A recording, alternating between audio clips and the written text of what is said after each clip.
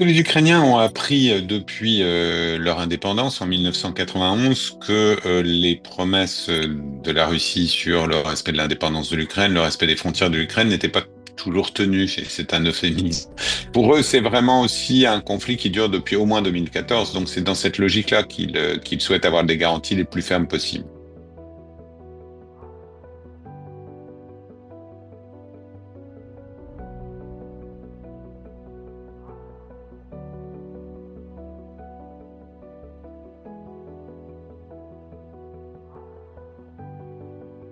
C'est ce qu'ils ont demandé lors des sommets, les derniers sommets de l'OTAN, notamment lors du sommet de Vilnius il y a 2 ans, avec beaucoup d'insistance. On voit qu'aujourd'hui, ça n'est plus sur la table, à la fois parce que il n'y a pas d'unanimité à l'OTAN, hein, et notamment les États-Unis sont réservés, voire hostiles à une entrée de l'Ukraine dans l'Alliance, et qu'il faut le consensus des 32 alliés de l'OTAN pour que l'Ukraine puisse y entrer. Donc ce serait de toute manière un processus compliqué et qui prendrait du temps. Et par ailleurs, on sait que Vladimir Poutine en fait une ligne rouge absolue, et donc ça paraît une solution qui n'est pas forcément simple à mettre en œuvre.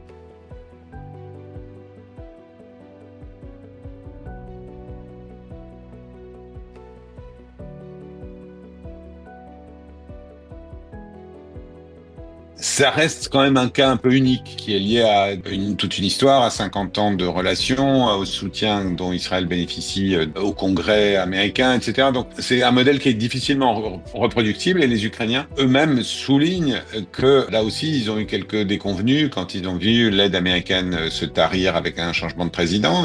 C'est là aussi un modèle qui est à la fois coûteux et qui est un modèle qui n'est pas forcément soutenable dans la durée et qui peut être un peu incertain.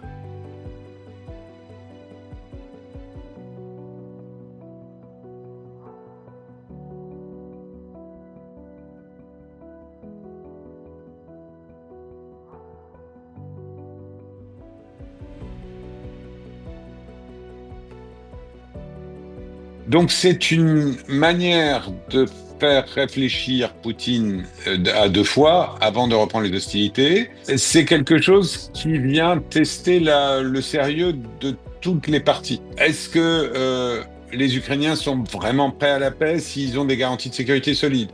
Évidemment un test pour les Russes. Troisièmement, c'est un test pour les Européens, qui disent depuis des mois, sinon des années, que l'Ukraine, c'est existentiel pour eux. Et enfin, c'est un test pour les Américains, pour Trump, sur aussi sa volonté de contribuer à une paix juste et durable.